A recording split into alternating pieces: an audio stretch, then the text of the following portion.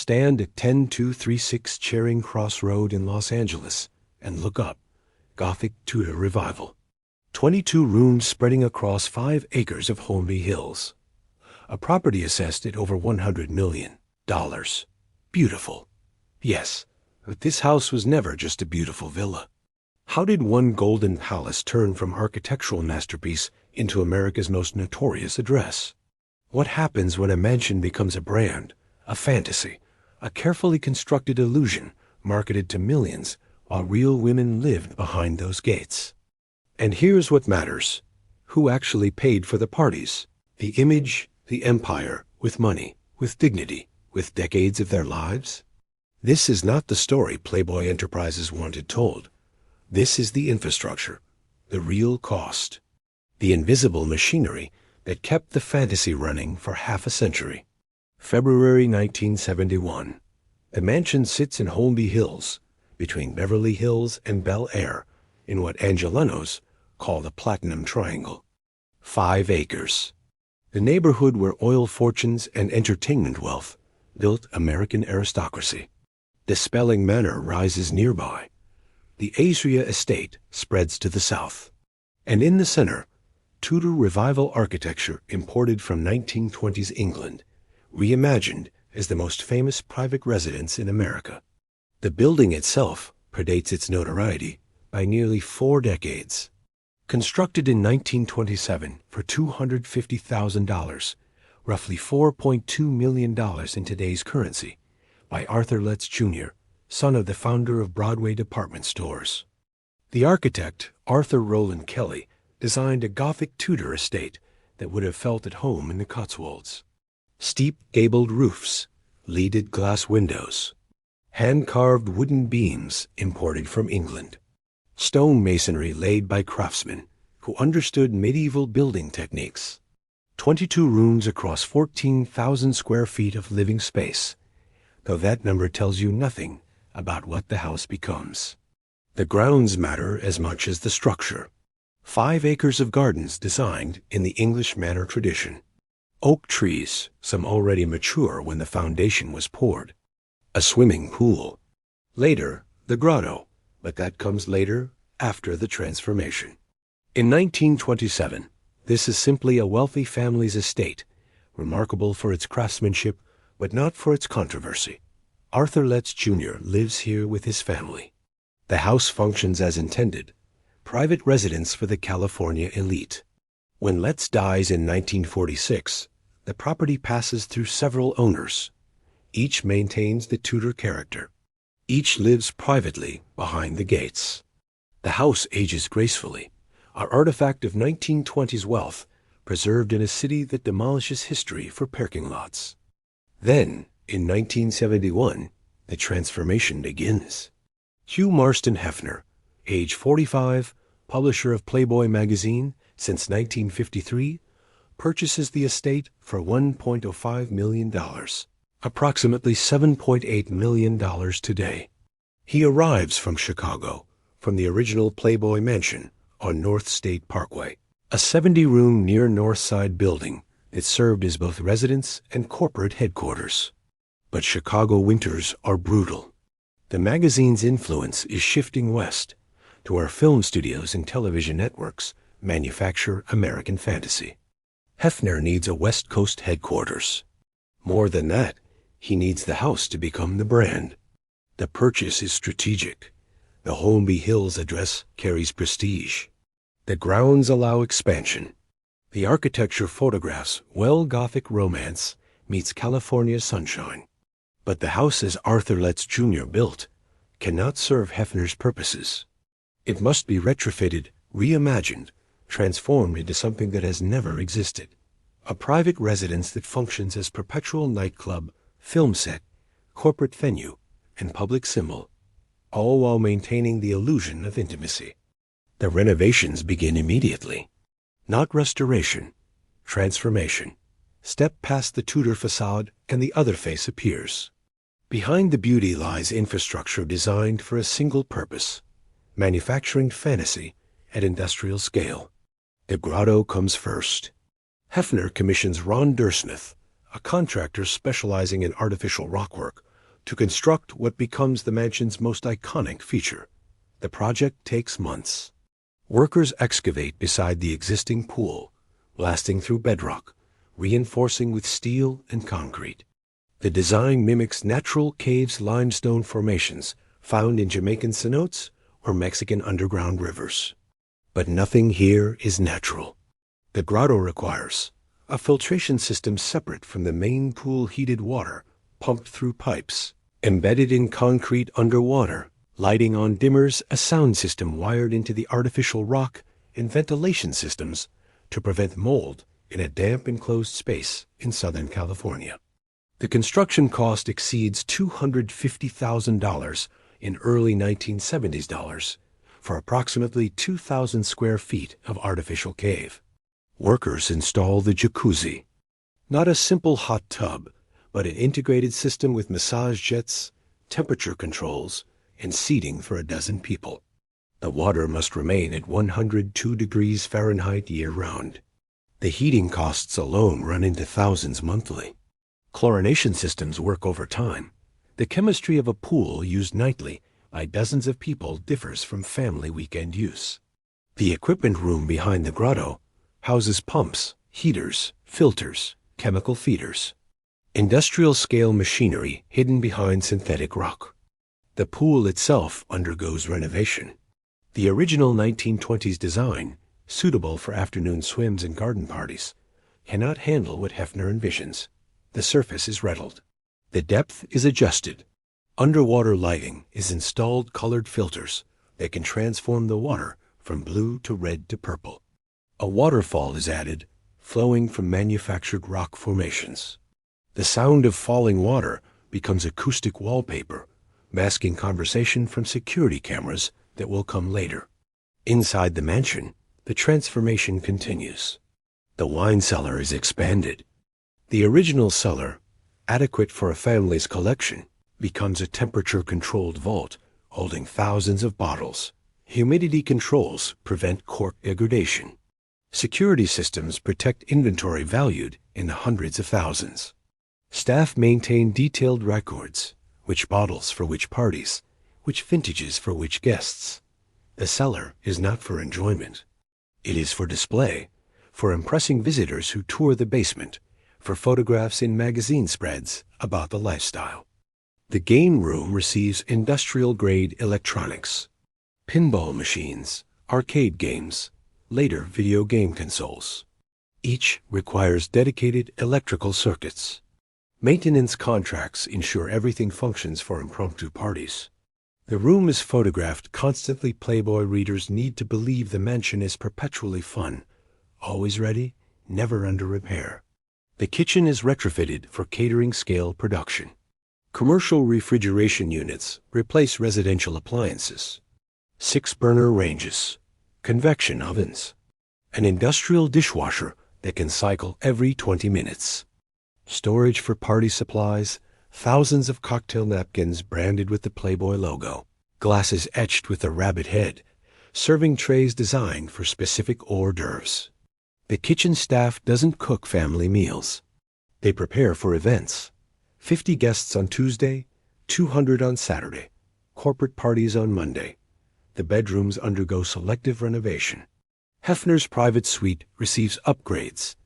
Custom bed, built-in entertainment systems, mirrors, specialized lighting. But the guest rooms, the rooms where Playboy playmates and girlfriends stay, receive minimal investment. The message is clear: the public spaces matter, the private spaces are functional. The house is a stage set, and bedrooms are backstage. Security systems are installed throughout. Not just alarms. A comprehensive network. Cameras covering the grounds, the pool area, the public rooms. Intercoms connecting the main house to the gatehouse. A dedicated phone system with extensions in every major room. Later, as technology advances, the systems are upgraded. VHS recording replaced by digital surveillance, hardwired phones supplemented by wireless communication. The security isn't about theft. It's about control, knowing who enters, who leaves, what happens in which rooms. The electrical system requires complete overhaul. The 1927 wiring cannot handle modern demands. Contractors rewire the entire structure, dedicated circuits for the sound system, for the lighting, for the kitchen, for the grotto equipment, for the security cameras, for the heating and cooling. The electrical panel in the basement grows to 400 amps, then 600. The monthly electrical bill runs into thousands, even before LED technology makes efficiency possible. Climate control becomes critical. Southern California summers reach 100 degrees Fahrenheit. The mansion requires air conditioning powerful enough to cool parties of 200 people, generating body heat in enclosed spaces. Industrial HVAC units are installed on the roof, hidden from street view but visible from above. Ductwork is retrofitted through walls built before air conditioning existed. The system runs constantly during summer months, fighting against heat, against humidity from the grotto, against smoke from cigarettes and cigars. The cooling costs exceed $5,000 monthly in peak season, equivalent to $30,000 annually, just to maintain comfortable temperature. The grounds require constant maintenance. 5 acres of gardens in a Mediterranean climate demand irrigation systems, fertilization, pruning, replanting. The grass around the pool must remain perfect for photo shoots. The flower beds must bloom year-round seasonal plants, rotated on schedules managed by professional landscapers. Trees require arborists. The oak trees, some now over a century old, need specialized care root feeding, pest control, structural assessment to ensure branches don't fall during parties. A zoo appears on the grounds, not metaphorically an actual zoo. Peacocks roam freely, their cries echoing at dawn. Monkeys live in enclosures requiring daily cleaning, specialized diets, veterinary care. Flamingos stand in an artificial pond that must be maintained separately from the pool and grotto. The zoo is whimsical for visitors, labor-intensive for staff.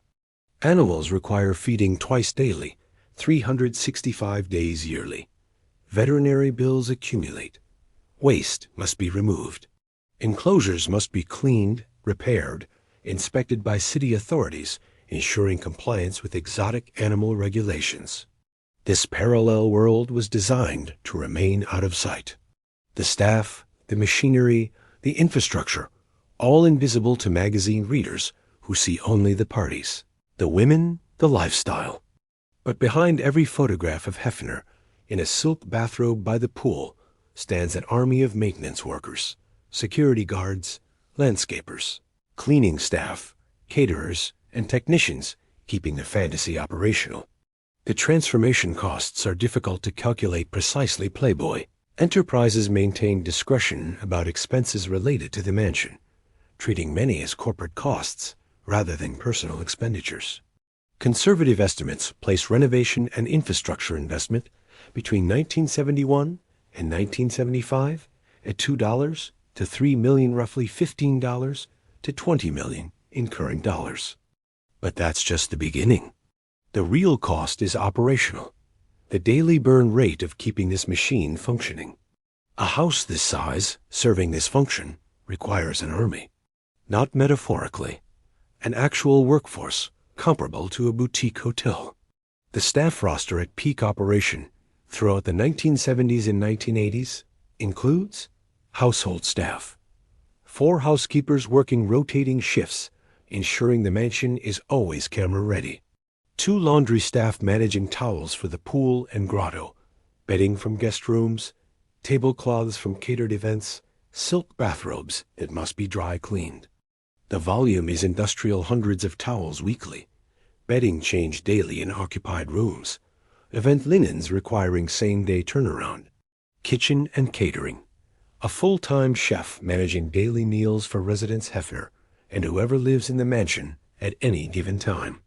Part-time catering staff brought in for parties, typically 6 to 10 servers for events under 100 guests, 15 to 20 for larger parties. Contracts with external catering companies for major events.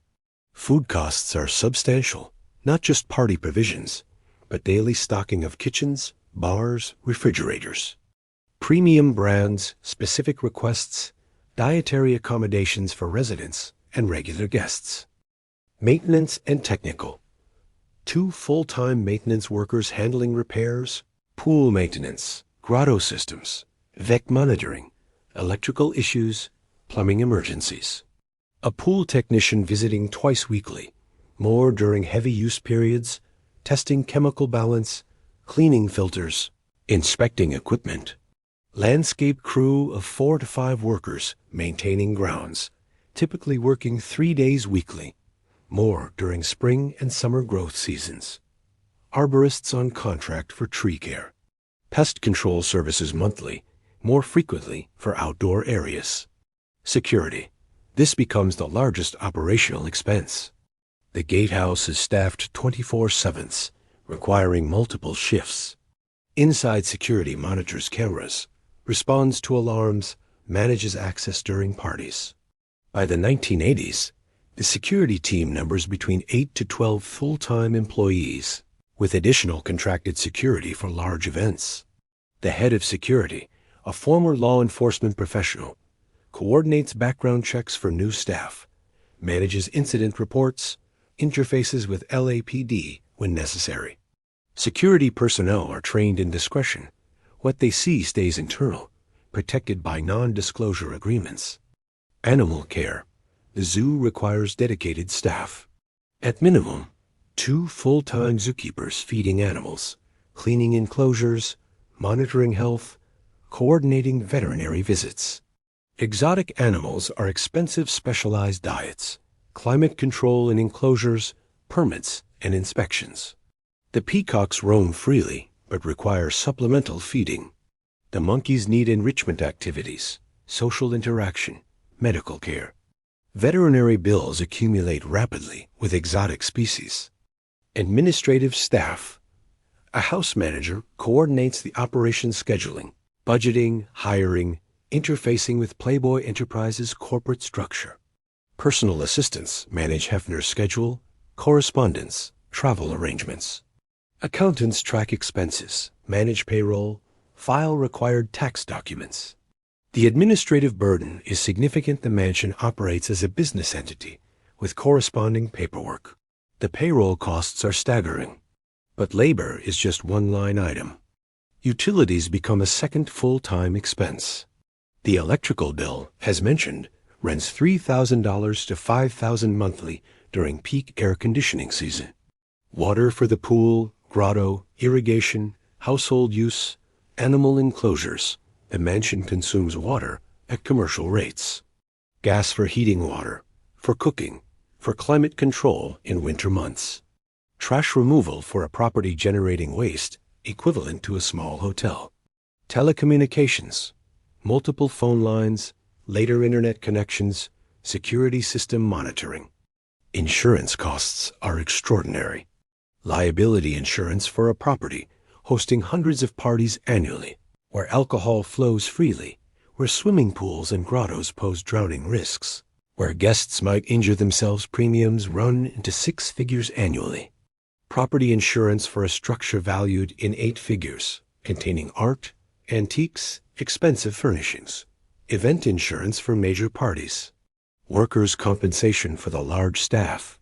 Celebrity insurance riders protecting against specific risks unique to a property photographed constantly for publication. Maintenance and repairs constitute an ongoing expense that never ends. Pool equipment failures. Pumps burn out, heaters crack, filters clog. Grotto repairs. Synthetic rock develops leaks. Underwater lighting fails. Sound systems corrode in humid environments. HVAC. Breakdowns requiring emergency service. Plumbing issues in a house with 22 rooms and multiple bathrooms seeing heavy use. Roof maintenance on a structure now 50+ years old, with complex Tudor architecture prone to leaks. Electrical issues as systems age and loads increase. The landscaping alone costs $10,000 to $15,000 monthly, equivalent to $60,000 to $90,000 monthly today for professional maintenance, keeping 5 acres pristine. This is not a homeowner with a mower. This is industrial landscaping, irrigation system repairs, soil amendment, seasonal plantings, tree care, pest control, fertilization programs, leaf removal, hardscape cleaning, pool deck maintenance. Then come the parties. The mansion hosts events nearly every week. Alcohol inventory is maintained at hotel bar levels.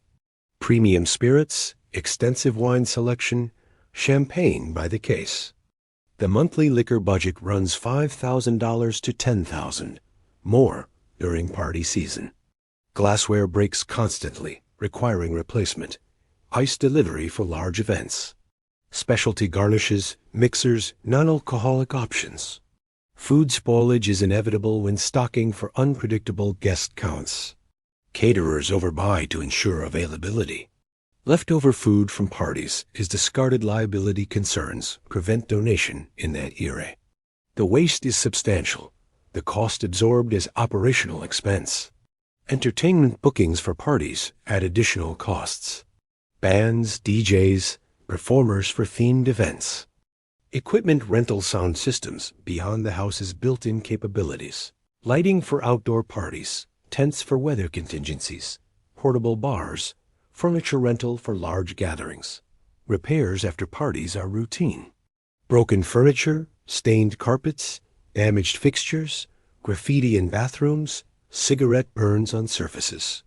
The morning after cleaning crew finds condoms in the grotto, drug paraphernalia in bathrooms, vomit on upholstery. Professional cleaning services charge premium rates for discretion and speed. The house must be restored before the next event, before the next event, before the next photo shoot. Legal expenses become significant. Lawsuits from guests injured on property. Noise complaints from neighbors requiring attorney management. Employment disputes with staff. Contract negotiations with vendors. Non-disclosure agreements drafted for staff, guests, contractors. The legal budget runs 6 figures annually. Tax obligations are substantial. Property taxes on a mansion, assessed at increasing values as the neighborhood appreciates. Business taxes related to corporate use of the property.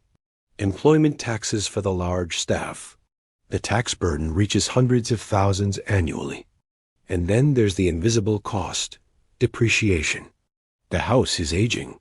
Systems installed in 1927 are nearly 50 years old by the 1970s. Even renovated systems face obsolescence.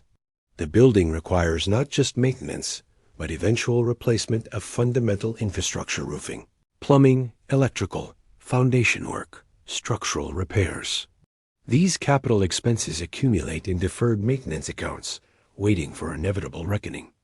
Conservative estimates place the mansion's monthly operational costs in the mid-1970s through 1990s at $150,000 to $250,000 equivalent to $1.80 to $3 million annually in current dollars. Some years, with major repairs or legal settlements, the figure climbs higher. A mansion is not a house. It's a commercial operation running at permanent loss, subsidized by magazine profits, licensing revenue, and later by Hefner's personal fortune accumulated from decades of business success. But here's what the numbers don't capture: the human cost. The toll on people who worked there, who lived there, who built their identities around the fantasy.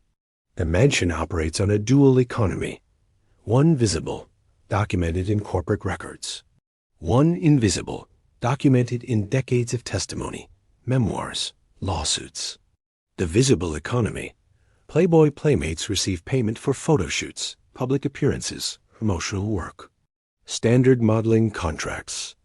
Industry rate compensation. Documented, taxed, legal. The invisible economy: women living in the mansion exist in a different structure entirely.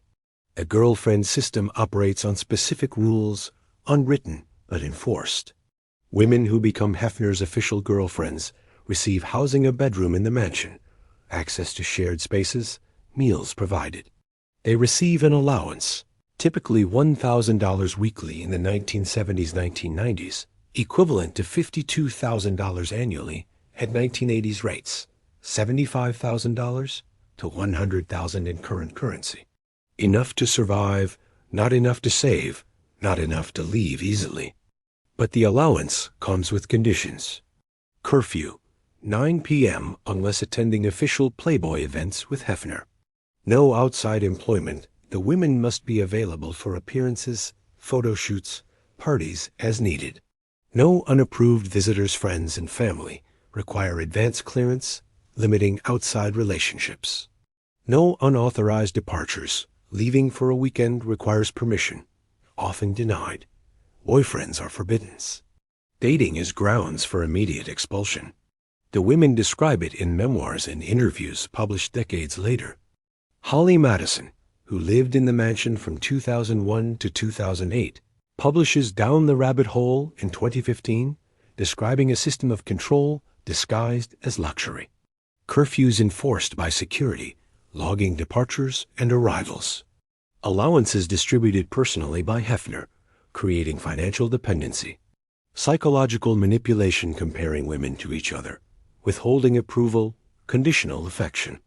Isabella St. James, girlfriend from 2002 to 2004, publishes Bunny Tailies in 2006, documenting similar experiences. The allowance barely covers Los Angeles expenses. Shopping trips are monitored. What the women buy is noticed, discussed, judged. Professional aspirations are discouraged. The girlfriends exist to fulfill specific roles in Hefner's life, not to build independent careers. Kendra Wilkinson, girlfriend from 2004 to 2009, later describes in interviews and her memoir the infantilization grown women treated as children, punished for minor infractions, rewarded for compliance.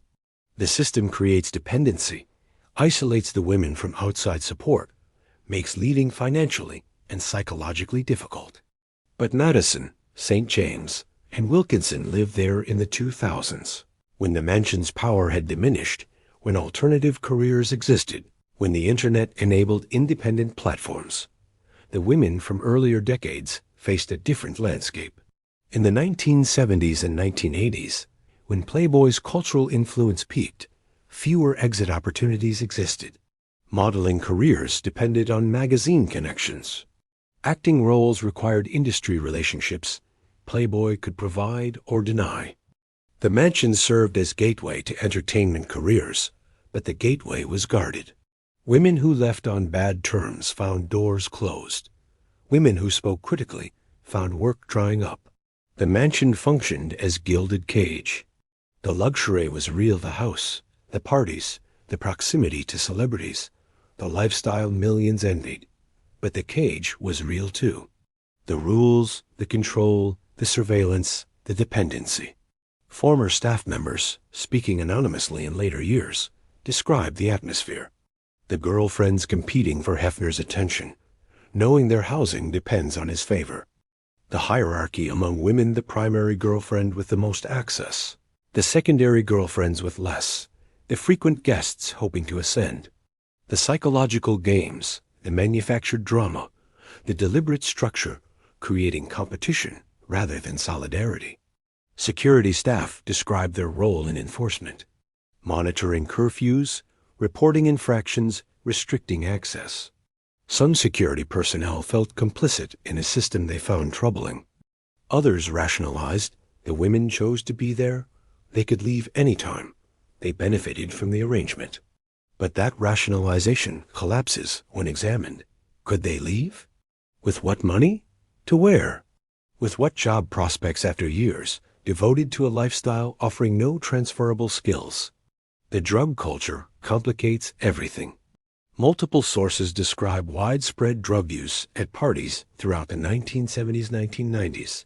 Cocaine, quaaludes, marijuana, prescription medications. Some provided by guests, some allegedly provided by house sources. The drug use is documented in memoirs, confirmed by former residents, acknowledged obliquely in authorized biographies. The impact on women living in the mansion is significant. Madison describes in her memoir an environment where drug use was expected at parties, where sobriety made you conspicuous, where substances became coping mechanisms for women living under constant pressure to perform, to look perfect, to seem perpetually happy. The medical infrastructure is telling. The mansion maintains relationships with plastic surgeons, offering breast augmentation, rhinoplasty, lip injections, procedures that become unofficial requirements for women hoping to live there or appear in the magazine. The surgeries are expensive, physically risky, psychologically fraught. But in the mansion's economy, their investments in access, in the allowance, in the lifestyle. Some women receive financial support for surgeries. Others are directed to specific surgeons who provide discounts in exchange for association with Playboy. The message is consistent. Your natural body is insufficient. Modification is expected. Conformity to a specific aesthetic is non-negotiable. The psychological toll accumulates. Depression, anxiety, eating disorders, substance abuse. The memoirs describe mental health crises among women living there. Professional help is complicated by the secrecy culture. Therapists require honesty about living conditions, but NDAs forbid disclosure. Women suffer in silence or confide in each other, creating support networks invisible to outsiders. Sexual expectations are documented extensively in memoirs and lawsuits. The details are explicit, disturbing, and central to understanding the mansion's operation. Women describe scheduled sexual encounters, group dynamics, pressure to participate in activities they found degrading, inability to refuse without risking housing and allowance. This is not the sexual liberation Playboy marketed. This is coercion disguised as choice, pressure applied through economic dependency. The age dynamics are troubling. Hefner, born in 1926, is in his 50s, 60s, 70s during different eras of the mansion's operation. The girlfriends are consistently 18 to 25, occasionally younger when they begin orbiting the mansion before becoming official residents. The age gap is not incidental, it's structural. The power imbalance requires youth, inexperience, malleability. Some women navigate the system successfully. They date Hefner briefly, leverage the Playboy connection into modeling or acting careers, leave when opportunities arise, never look back. They exist the mansion, launched legitimate careers. Pamela Anderson, Kim Kardashian, Sharon Stone, others passed through on their way to independent success. But for every woman who launched a career, dozens disappeared from public view. The aspiring actresses who never booked roles. The models whose careers ended with aging out of the Playboy aesthetic. The women who became addicted, who developed mental health issues, who lost years to a lifestyle offering no retirement plan, no skill development, no long-term security. The mansion's defenders argue choice. The women chose to live there. They chose to accept the allowances, to follow the rules, to participate in the lifestyle. The defense is factually accurate, but morally insufficient. Choice exists on a spectrum. Meaningful choice requires alternatives. For women in their early 20s, with limited financial resources, with dreams of entertainment careers, with social conditioning valuing beauty above all else, how much choice did they actually have? The system was designed to manufacture consent. The luxury softens the cage. The allowance creates dependency. The rules are implemented gradually, each one normalized before the next appears. By the time a woman realizes the full scope of restrictions, she's invested months or years, she's financially dependent. Her outside relationships have atrophied. Her exit options have narrowed. And here's what haunts the mansion's history: the invisibility. For decades, the public saw parties, glamour, sexual liberation, fantasy fulfillment. They didn't see the curfews, the allowances, the drug use, the mental health crises, the women crying in bedrooms, the security staff enforcing rules, the system of control behind the silk bathrobes.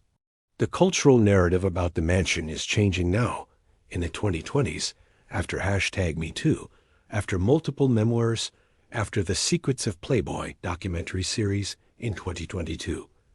But for 40 years, from 1971 to 2010s, the fantasy held. Millions believed Hefner was a champion of sexual freedom. Millions envied the women living in the mansion. Millions consumed the image without questioning the infrastructure.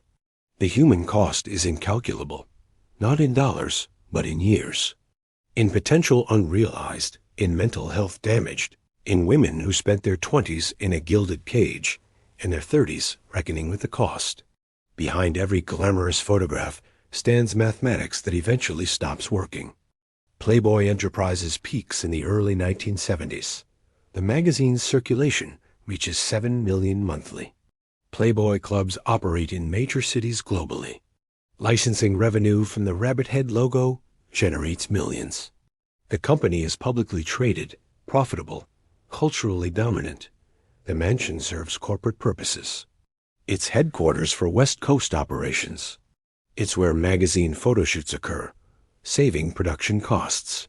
It's where celebrities are entertained, fostering relationships that benefit the brand. It's a tax deduction corporate asset, business entertainment expense, operational necessity. But the corporate justification erodes across decades. Magazine circulation begins declining in the 1980s. Cable television provides competition. HBO shows nudity without subscription fees. Home video makes pornography accessible. The magazine's cultural centrality diminishes. By 1990, circulation falls to 3.5 million. By 2000, 1.5 million. By 2010, under 1 million. Advertising revenue follows circulation downward. The Playboy clubs close gradually. Chicago in 1984. Miami in 1989, New York in 1986. The business model stops, working expensive operations, declining foot traffic, changing entertainment preferences. By the early 1990s, only a handful remain globally. The club licensing revenue disappears. Digital disruption accelerates decline. The internet provides free pornography in unlimited quantity. Playboy's carefully curated nudity cannot compete with infinite free alternatives. The magazine's relevance collapses.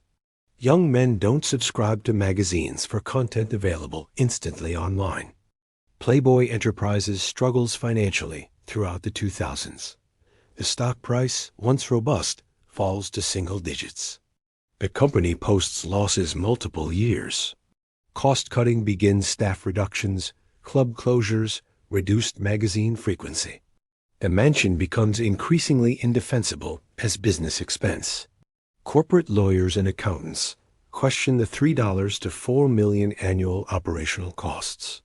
What business purpose does it serve when magazine circulation has cratered? When clubs are closed? When the brand has diminished? Hefner faces pressure. Not from outside. He controls Playboy through dual-class shares giving him voting control, despite owning a minority of equity. But from financial reality. The mansion costs are real. The revenue justification is gone. The subsidization is unsustainable. In 2009, Playboy Enterprises goes private. Hefner leads a buyout removing public shareholders, eliminating quarterly earnings scrutiny.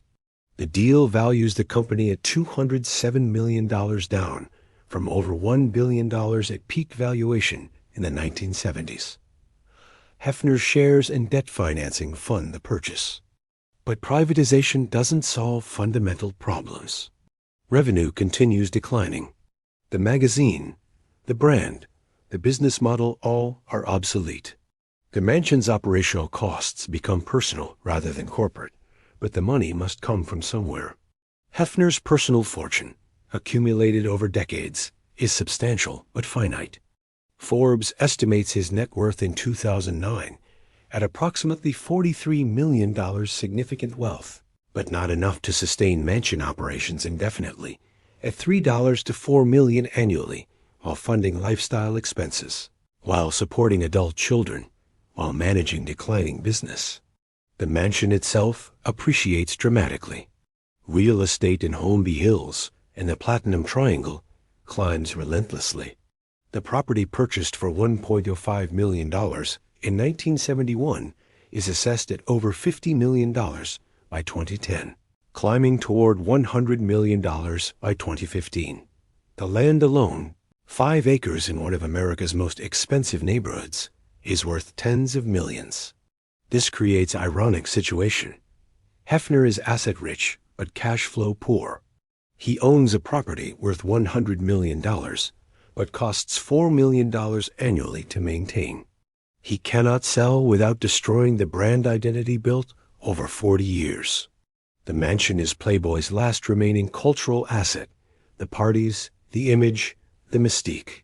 Selling means admitting the era has ended. By the mid-2010s, the financial pressure becomes critical. Hefner is aging. He's in his late 80s. His health is declining. The mansion costs continue unabated.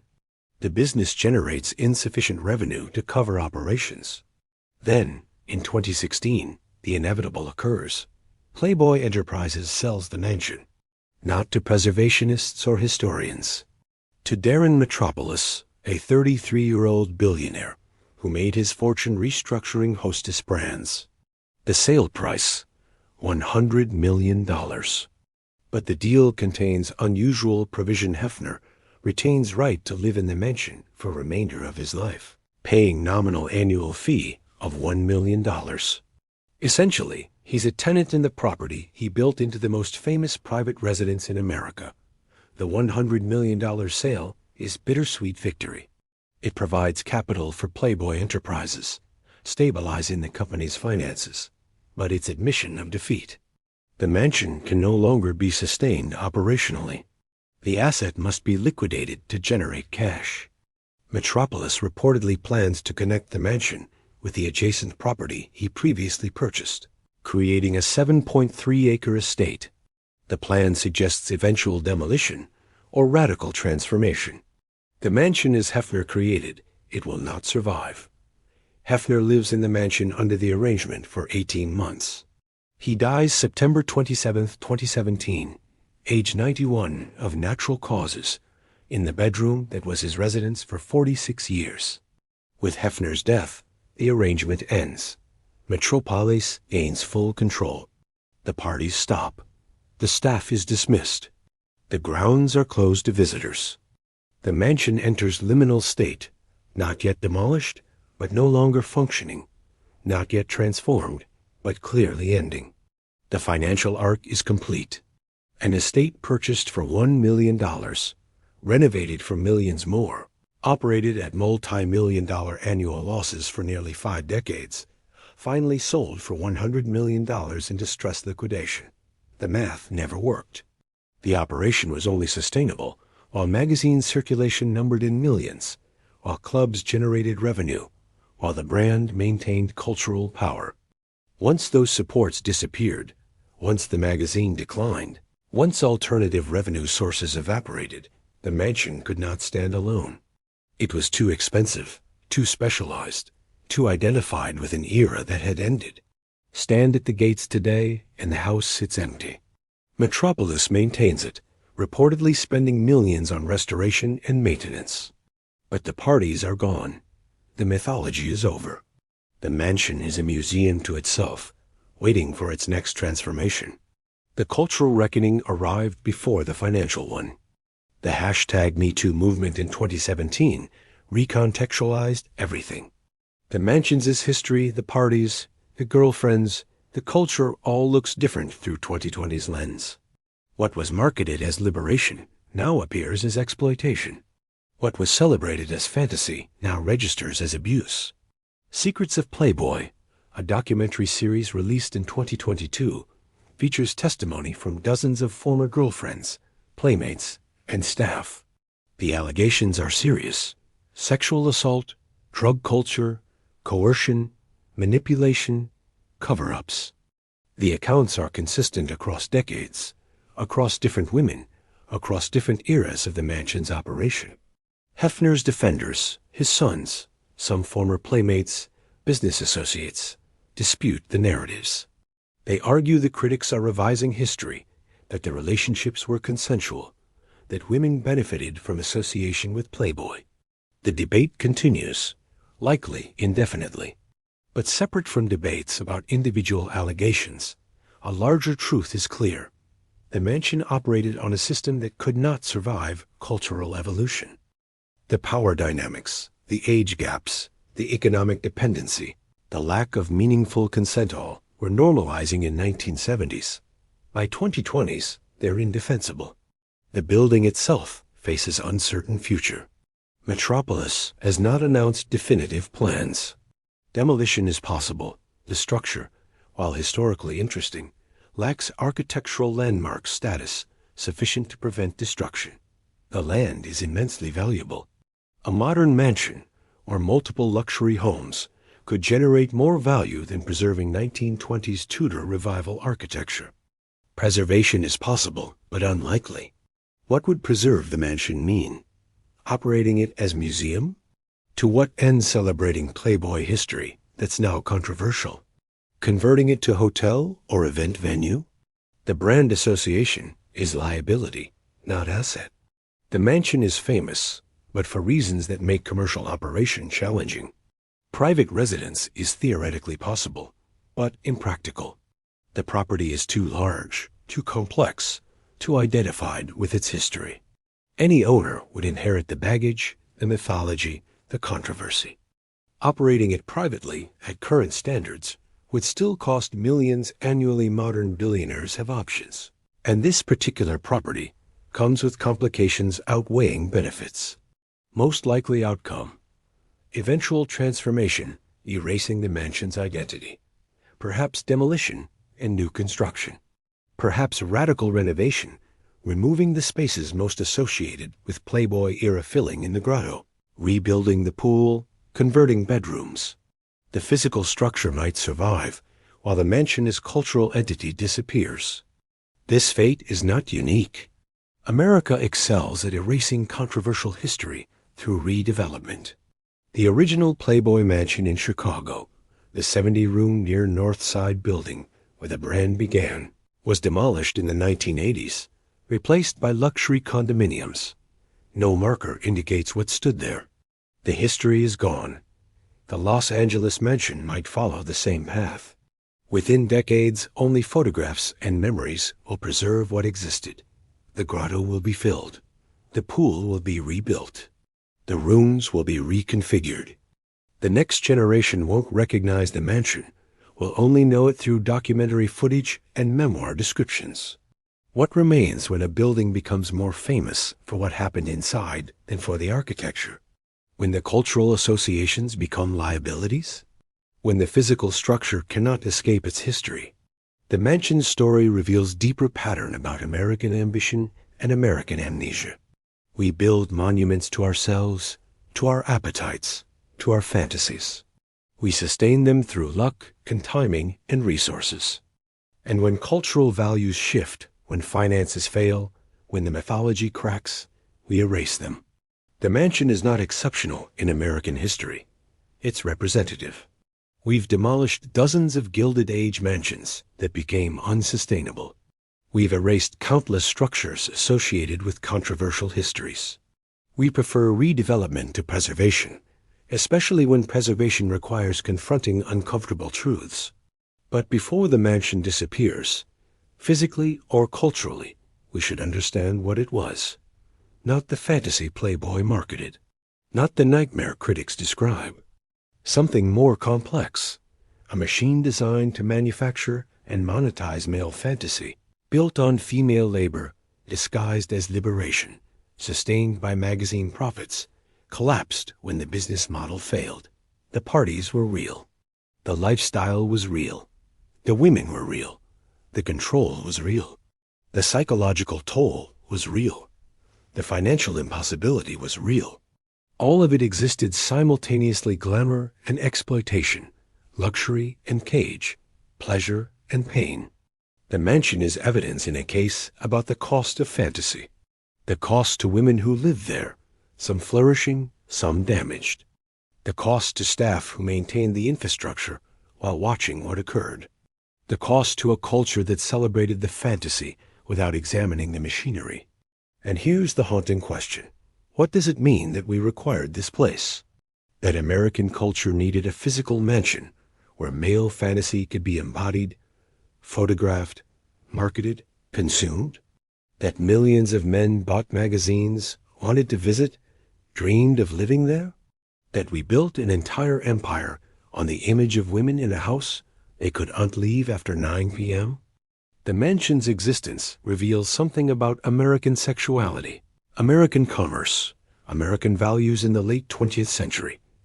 We commodified female sexuality at industrial scale. We built infrastructure to manufacture images of liberation while enforcing control. We created mythology around freedom while restricting it. We marketed fantasy while hiding the cost. Hefner believed he was revolutionary, a champion of sexual freedom, breaking repressive 1950s morality. The magazine's articles featured serious interviews, quality fiction, progressive politics. The Playboy philosophy, articulated in 1960s essays, argued for honest sexuality, against hypocrisy, for adult choice. But philosophy and practice diverged. The liberation was selective for men consuming the magazine, not women creating its content. The freedom was conditional access to the lifestyle, required conformity to strict rules. The choice was compromised economic dependency, limited agency. The mansion is physical evidence of that divergence. A place that promised liberation while enforcing control. A business that marketed choice while manufacturing consent. An empire built on female sexuality that denied women meaningful power over their own sexuality. Every mansion tells a story about what we value, what we hide, what we pretend not to see.